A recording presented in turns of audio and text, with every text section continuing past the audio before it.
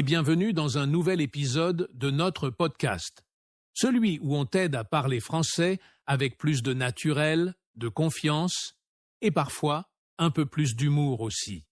Aujourd'hui, on va aborder un sujet que tu vas probablement reconnaître tout de suite, parce que franchement, on est tous tombés dedans un jour ou l'autre. Dis-moi, est-ce que ça t'est déjà arrivé de dire un mot en français avec la certitude absolue que c'était juste? Et là, en face de toi, la personne te regarde comme si tu venais d'inventer une nouvelle langue? Ou, pire encore, elle éclate de rire, te lance un petit « Hein ?»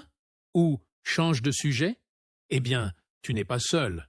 C'est sûrement parce que tu as utilisé ce que nous, on appelle ici un mot qui sonne bien, mais qui n'existe pas vraiment en français.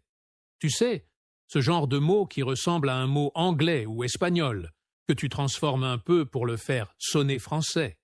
Mais en réalité, il n'a aucune existence réelle dans la langue. Et aujourd'hui, on va les sortir de l'ombre. Tous ces faux mots, ces faux amis, ces pièges que même les apprenants avancés continuent parfois de faire. Ah oui, je te jure, Alex, ce genre de moment, c'est devenu presque un rituel pour les apprenants. Tu veux bien faire, tu veux parler vite, montrer que tu maîtrises, alors tu prends un mot dans ta langue.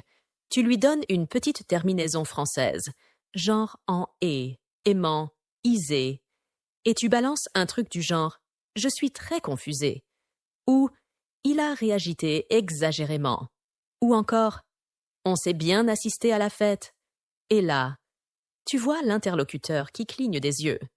Parce que ces mots, ils existent dans ta tête, mais pas dans le dictionnaire. Et franchement, c'est pas grave. C'est même super normal. Pourquoi? Parce qu'on est tous tentés de faire des ponts entre les langues. Et parfois, ces ponts tiennent. Mais parfois, ils s'écroulent en plein milieu de la phrase. Oui, c'est comme un piège invisible. Tu crois que t'es en terrain connu, que tu construis un mot logique, et paf!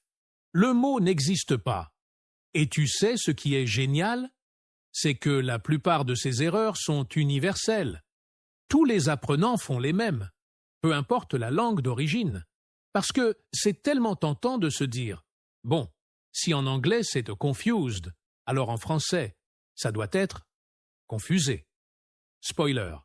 Non, ce n'est pas confusé, c'est « je suis confus » ou « je suis perdu » ou même « je suis un peu embrouillé ».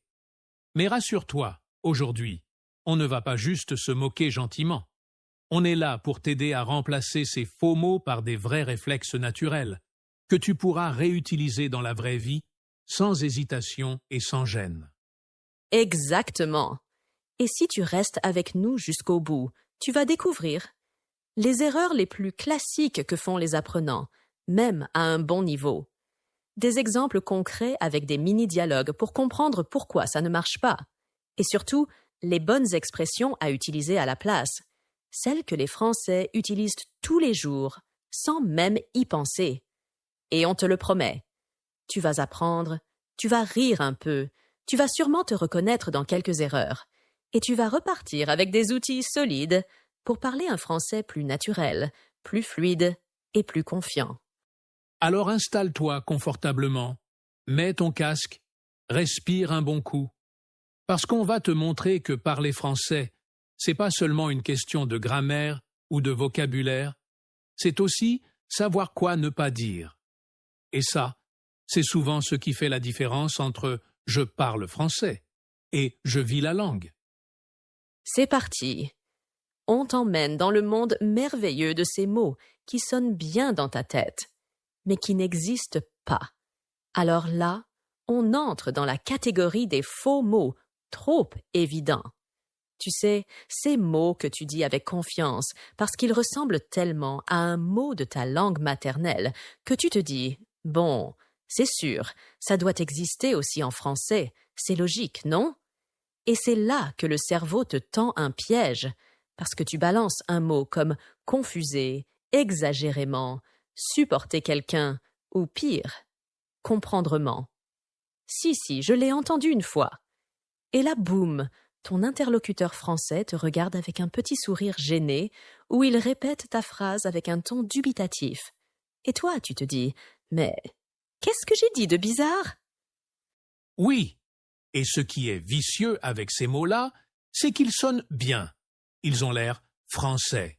Tu prends un mot anglais ou espagnol, tu lui ajoutes une petite terminaison française, genre « et » ou « iman », et voilà. Tu penses avoir créé un mot correct. Mais en réalité, non. Ce mot n'existe pas. Ou pire, il existe, mais il veut dire tout autre chose. Prenons le classique, confuser. Tu veux dire que tu ne comprends pas, que tu es perdu, et tu dis fièrement « je suis confusé ». Et là, attention. Parce qu'en français, on dit « je suis confus » si on veut dire qu'on est gêné ou désolé. Pas perdu. Et surtout, confusé, ça n'existe pas. C'est une fausse création linguistique. Si tu veux dire que tu ne comprends pas, il faut dire « je suis perdu » ou « je ne comprends plus rien » ou même « c'est confus dans ma tête », mais pas « je suis confusé ». Et encore mieux, parfois, ce que tu veux dire, c'est que quelque chose est difficile à suivre, genre une explication trop rapide ou un plan compliqué. Alors là, au lieu de dire « c'est confusé, ce qu'il dit », tu dis « c'est pas clair »,« c'est confus » ou encore « c'est brouillon ». Et tout de suite, tu parles comme un natif. Et ça me fait penser à un autre exemple très fréquent, le mot « supporter quelqu'un ». Alors celui-là, il fait souvent des dégâts. Oh oui. Je me souviens encore d'un élève qui m'a dit un jour, avec un grand sourire, « Mon petit ami me supporte quand je suis triste. » Et là, moi j'ai eu un bug. Parce que supporter, en français, ça veut dire tolérer, endurer. C'est pas positif du tout. Si tu dis « je supporte quelqu'un », ça veut dire qu'il t'agace, mais que tu tiens bon. Donc la phrase, pour un Français, ça donne « Il m'énerve, mais je fais un effort pour rester. » Alors que tu voulais dire « Il est là pour moi. Il m'aide, il me soutient. » Donc la bonne expression c'est « Mon petit ami me soutient » ou « Il est là pour moi » ou même « Il me réconforte ». Mais surtout pas « Il me supporte », à moins que tu veuilles dire que tu es une épreuve à supporter. Et dans le même esprit, parlons de ce mot magique que plein d'apprenants inventent exagérément. Alors celui-là, c'est un faux ami fabriqué à la maison. Tu veux dire que quelqu'un exagère beaucoup. Alors tu crées « il réagit exagérément ». Mais devine quoi? Ce mot n'existe pas.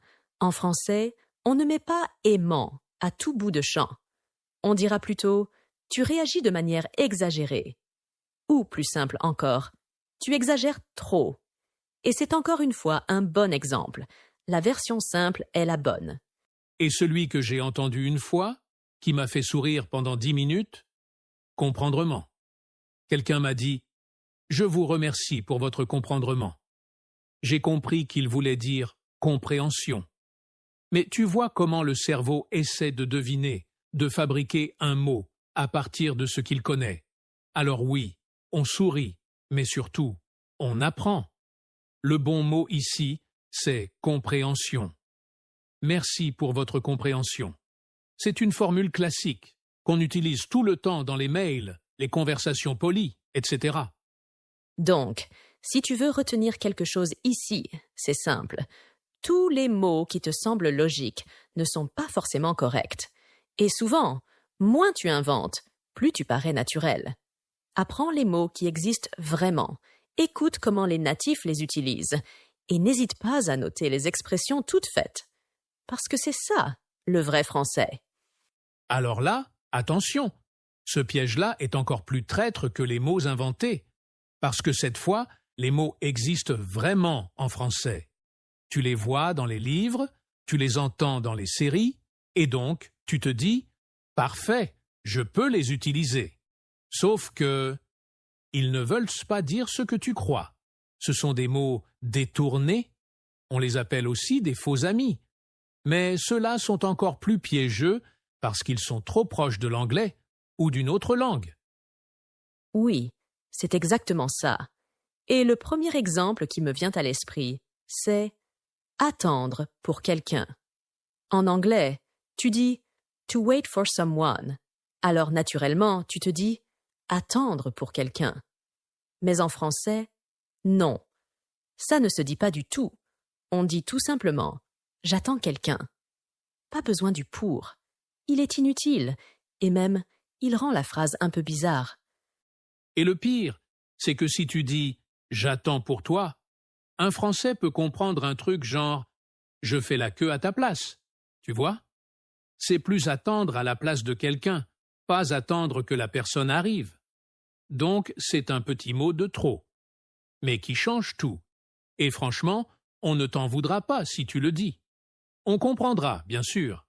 Mais si tu veux vraiment sonner naturel, alors il faut enlever ce « pour » superflu. Tu veux dire « j'attends ma sœur devant le café », pas « j'attends pour ma sœur devant le café ». Exactement. Et l'autre grand classique, c'est le mot « réaliser ». Alors là, ça c'est un faux ami universel. En anglais, « to realize something », ça veut dire prendre conscience, comprendre soudainement. Mais beaucoup de gens l'utilisent comme « to achieve », donc accomplir quelque chose. Et c'est là que ça coince. Par exemple, tu veux dire « j'ai réalisé mon rêve de venir en France ». Et tu crois que t'as dit un truc super beau, mais un Français va entendre « je viens de comprendre que j'ai ce rêve », comme si tu prenais conscience du rêve maintenant. Tu vois? Il y a un vrai décalage émotionnel. Oui, d'ailleurs, on peut faire un petit dialogue pour illustrer. Regarde, toi, j'ai réalisé mon rêve de venir en France. Français. Ah bon? Tu ne savais pas que c'était ton rêve? Toi, avec la bonne version. Non, non. Je voulais dire que j'ai accompli ce rêve. Et là, tout s'éclaire. Tu utilises le bon mot pour la bonne émotion. Donc souviens-toi. Réaliser, prendre conscience, accomplir, et là, atteindre un objectif. Tu veux dire que tu as atteint un but? Dis, j'ai accompli mon rêve. Ou même, plus familier, j'ai réussi à réaliser ce projet. Mais là, c'est dans le sens de concrétiser quelque chose, pas de simplement s'en rendre compte. Et un autre piège similaire, c'est demander pour. C'est souvent une habitude qu'on garde, parce que dans d'autres langues, on dit ask for, demander pour. Mais en français, c'est direct. Tu ne dis pas je peux demander pour une baguette, mais je peux demander une baguette? Le pour est de trop. Encore une fois, c'est un petit réflexe de traduction, mais qui alourdit ta phrase et la rend étrange. Et c'est pareil pour toutes les demandes simples. Je peux demander une question? Ah non, ça aussi c'est faux. On ne dit pas demander une question. On dit poser une question. Donc voilà. Demander un renseignement, demander un service, demander l'heure, mais jamais demander pour ou demander une question. Et tu vois ce qui est intéressant? C'est que ces erreurs-là, ce ne sont pas des fautes de grammaire, ce sont des fautes de logique culturelle. Parce que tu utilises un mot correct, mais dans le mauvais contexte émotionnel ou syntaxique.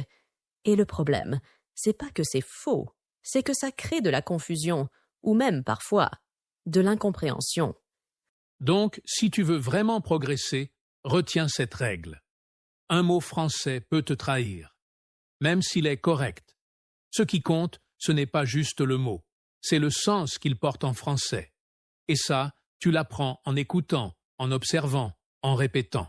Alors là, on entre dans un terrain un peu délicat, parce que les phrases dont on va parler maintenant, elles sont pas forcément fausses grammaticalement, mais elles font souvent sourire, ou cringer, les Français.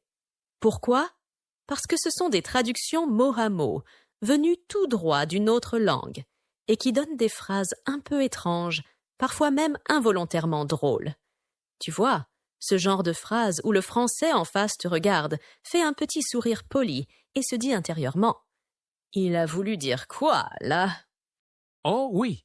Et le meilleur exemple pour commencer, c'est sans doute je suis confortable. Alors attention, hein, je comprends totalement d'où ça vient. En anglais, on dit I'm comfortable. Donc logique, tu te dis je suis confortable. Mais en français, ça fait bizarre. Parce que le mot confortable est réservé aux objets. Un canapé peut être confortable. Une chaise peut l'être. Un lit aussi. Mais toi, si tu dis que tu es confortable, tu ressembles un peu à un fauteuil douillet. Et franchement, c'est pas l'image que tu veux donner, hein? Oui, non merci. À la place, tu peux dire « je suis à l'aise » ou « je me sens bien ». Et ça change tout. C'est beaucoup plus naturel, plus humain, et surtout, ça correspond à ce qu'un natif dirait. Tu es dans une conversation agréable, tu dis « je suis à l'aise avec toi ». Tu t'installes tranquillement chez quelqu'un, tu dis « merci, je me sens bien ici ». Et voilà, tu passes du faux « je suis confortable » à l'authenticité. Et un autre qui me fait toujours sourire, c'est « je suis intéressant ». Tu veux dire que le sujet te passionne, que la discussion t'inspire.